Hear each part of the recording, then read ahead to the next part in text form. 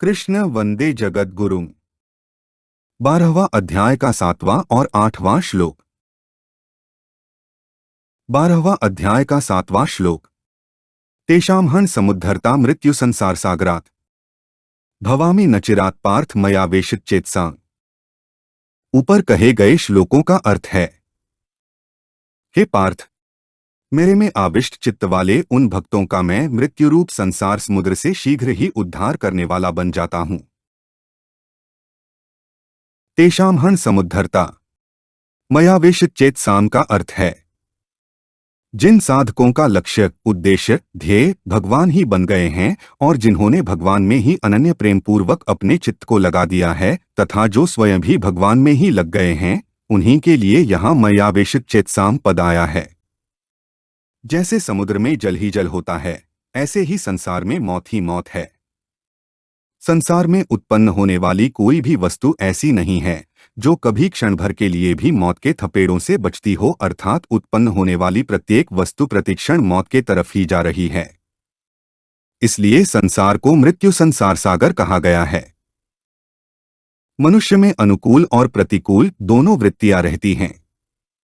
संसार की घटना, परिस्थिति तथा प्राणी पदार्थों में अनुकूल प्रतिकूल वृत्तियां रागद्वेष उत्पन्न करके मनुष्य को संसार में बांध देती हैं। यहाँ तक देखा जाता है कि साधक भी संप्रदाय विशेष और संत विशेष में अनुकूल प्रतिकूल भावना करके रागद्वेष के शिकार बन जाते हैं, जिससे वे संसार समुद्र से जल्दी पार नहीं हो पाते। कारण कि तत्व को चाहने वाले साधक के लिए सांप्रदायिकता का पक्षपात बहुत बाधक है। संप्रदाय का मोहपूर्वक आग्रह मनुष्य को बंधता है। इसलिए गीता में भगवान ने जगह इन द्वंद्वों यानी कि राग और द्वेष से छूटने के लिए विशेष जोर दिया है। यदि साधक भक्त अपनी सारी अनुकूलताएं भगवान में कर ले, अर्थात एकमात्र भगवान से ही अनन्य प्रेम का संबंध जोड़ ले और सारी प्रतिकूलताएं संसार में कर ले, अर्थात संसार की सेवा करके अनुकूलता की इच्छा से विमुख हो जाए, तो वह इस संसार बंधन से बहुत जल्दी मुक्त हो सकता है। संसार में अनुकूल और प्रतिकूल वृत्तियों का होना ही संसार में बंधना है। भगवान का यह सामान्य नियम है कि जो जिस भाव से उनकी शरण लेता है, उसी भाव से भगवान भी उसको आश्रय देते हैं। अतः वे कहते हैं कि यद्यपि मैं सब में संभाव से स्थित हूँ, तथापि जिनको एकमात्र प्रिय मैं हूँ, जो मेरे लिए ही संपूर्ण कर्म करते हैं और मेरे परायण होकर नित्य निरंतर मेरे ही ध्यान, जप, चिंतन आदि में लगे रहते हैं, ऐसे भक्तों का मैं स्वयं मृत्यु संसार सागर से बहुत जल्दी और समयक प्रकार से उद्धार कर देता हूँ। 12वां अध्याय का 8वां श्लोक। मयेव मन आधत्स्व मयि बुद्धि निवेशय निवसिष्यसि मयेव अत ऊर्ध्वन न संशयः। ऊपर कहे गए श्लोकों का अर्थ है, तू मेरे में मन को लगा और मेरे में ही बुद्धि को लगा, इसके बाद तू मेरे में ही निवास करेगा, इसमें संशय नहीं है। मयेव मन आधत्स्व मयि बुद्धि निवेशय का अर्थ है, भगवान के मत में वे ही पुरुष उत्तम योगवेत्ता हैं जिनको भगवान के साथ अपने नित्य योग का अनुभव हो गया है। सभी साधकों को उत्तम योगवेत्ता बनाने के उद्देश्य से भगवान अर्जुन को निमित्त बनाकर यह आज्ञा देते हैं कि मुझ परमेश्वर को ही परमश्रेष्ठ और परम प्रापणीय मानकर बुद्धि को मेरे में लगा दे और मेरे को ही अपना परम प्रियतम मानकर मन को मेरे में लगा दे। भगवान में हमारी स्वतः सिद्ध स्थिति यानी कि नित्य योग है, परंतु भगवान में मन बुद्धि के न लगने के कारण हमें भगवान के साथ अपने स्वतः सिद्ध नित्य संबंध का अनुभव नहीं होता। इसलिए भगवान कहते हैं कि मन बुद्धि को मेरे में लगा, फिर तू मेरे में ही निवास करेगा, जो पहले से ही है, अर्थात तुझे मेरे में अपनी स्वतः सिद्ध स्थिति का अनुभव हो जाएगा। मन बुद्धि लगाने का तात्पर्य यह है कि अब तक मनुष्य जिस मन से जड़ संसार में ममता, आसक्ति, सुख भोग की इच्छा, आशा आदि के कारण बार बार संसार का ही चिंतन करता रहा है और बुद्धि से संसार में ही अच्छे बुरे का निश्चय करता रहा है, उस मन को संसार से हटाकर भगवान में लगाए तथा बुद्धि के द्वारा दृढ़ता से निश्चय करे कि मैं केवल भगवान का ही हूँ और केवल भगवान ही मेरे हैं तथा मेरे लिए सर्वोपरि, परमश्रेष्ठ एवं परम प्रापणीय भगवान ही हैं। ऐसा दृढ़ निश्चय करने से संसार का चिंतन और महत्व समाप्त हो जाएगा और एक भगवान के साथ ही संबंध रह जाएगा। यही मन बुद्धि का भगवान में लगाना है। मन बुद्धि लगाने में भी बुद्धि का लगाना मुख्य है। किसी विषय में पहले बुद्धि का ही निश्चय होता है और फिर बुद्धि के उस निश्चय को मन स्वीकार कर लेता है। साधन करने में भी पहले उद्देश्य बनाने में बुद्धि की प्रधानता होती है, फिर मन की प्रधानता होती है।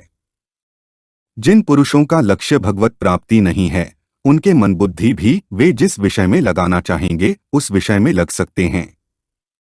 उस विषय में मन बुद्धि लग जाने पर उन्हें सिद्धियां तो प्राप्त हो सकती हैं, पर भगवत प्राप्ति का उद्देश्य न होने से भगवत प्राप्ति नहीं हो सकती।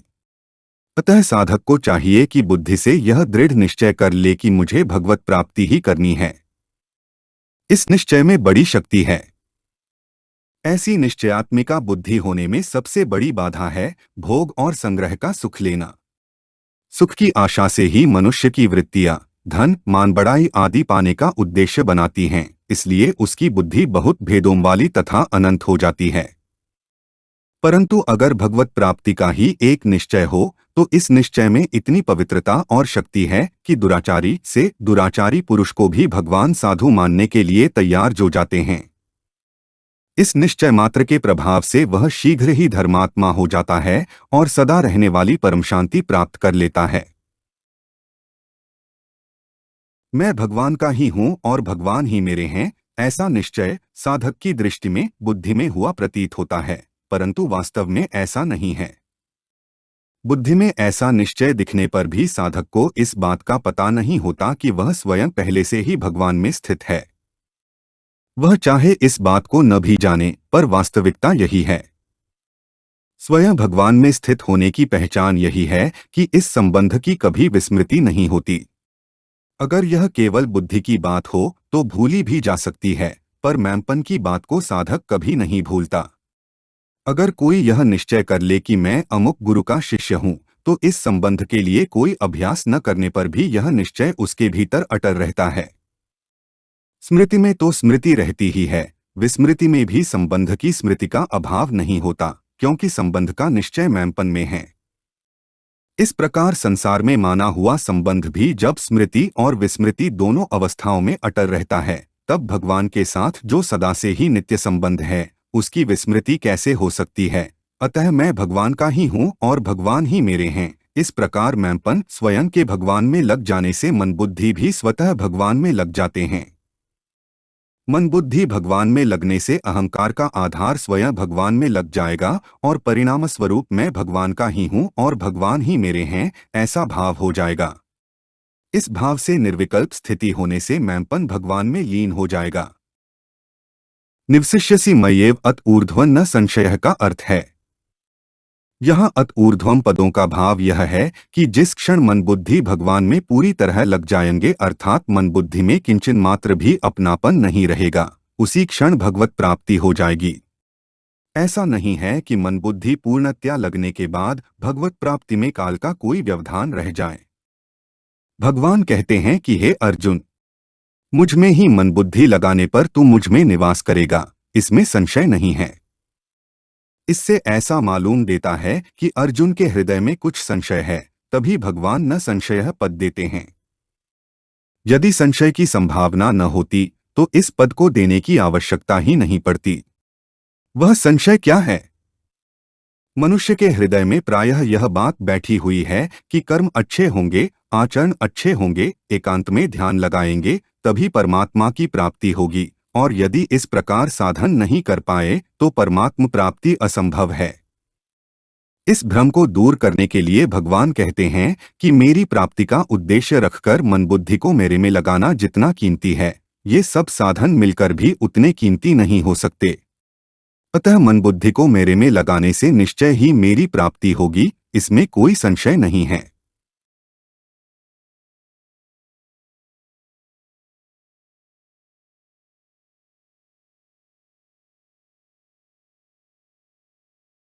जब तक बुद्धि में संसार का महत्व है और मन से संसार का चिंतन होता रहता है, तब तक परमात्मा में स्वाभाविक स्थिति होते हुए भी अपनी स्थिति संसार में ही समझनी चाहिए। संसार में स्थिति अर्थात संसार का संग रहने से ही संसार चक्र में घूमना पड़ता है। उपर्युक्त पदों से अर्जुन का संशय दूर करते हुए भगवान कहते हैं कि तू यह चिंता मत कर कि मेरे में मन बुद्धि सर्वथा लग जाने पर तेरी स्थिति कहाँ होगी। जिस क्षण तेरे मन बुद्धि एकमात्र मेरे में सर्वथा लग जाएंगे, उसी क्षण तू मेरे में ही निवास करेगा। मन बुद्धि भगवान में लगाने के सिवाय साधक के लिए और कोई कर्तव्य नहीं है।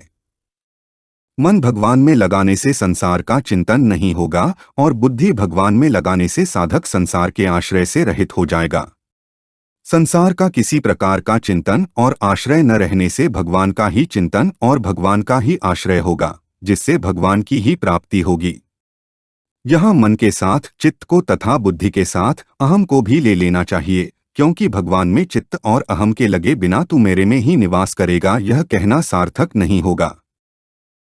संपूर्ण सृष्टि के एकमात्र ईश्वर यानी कि परमात्मा का ही साक्षात अंश यह जीवात्मा है, परंतु यह इस सृष्टि के एक तुच्छ अंश यानी कि शरीर, इंद्रियों, मन, बुद्धि आदि को अपना मानकर इनको अपनी ओर खींचता है, अर्थात इनका स्वामी बन बैठता है। वह जीवात्मा इस बात को सर्वथा भूल जाता है कि ये मन बुद्धि आदि भी तो उसी परमात्मा की समष्टि सृष्टि के ही अंश हैं। मैं उसी परमात्मा का अंश हूँ और सर्वदा उसी में स्थित हूँ, इसको भूलकर वह अपनी अलग सत्ता मानने लगता है। जैसे एक करोड़पति का मूर्ख पुत्र उससे अलग होकर अपनी विशाल कोठी के एक दो कमरों पर अपना अधिकार जमाकर अपनी उन्नति समझ लेता है, पर जब उसे अपनी भूल समझ में आ जाती है तब उसे करोड़पति का उत्तराधिकारी होने में कठिनाई नहीं होती। इसी लक्ष्य से भगवान कहते हैं कि जब तू इन व्यष्टि मन बुद्धि को मेरे अर्पण कर देगा, जो स्वतः ही मेरे हैं, क्योंकि मैं ही समष्टि मन बुद्धि का स्वामी हूँ, तो स्वयं इनसे मुक्त होकर वास्तव में पहले से ही मेरा अंश और मेरे में ही स्थित होने के कारण निःसंदेह मेरे में ही निवास करेगा।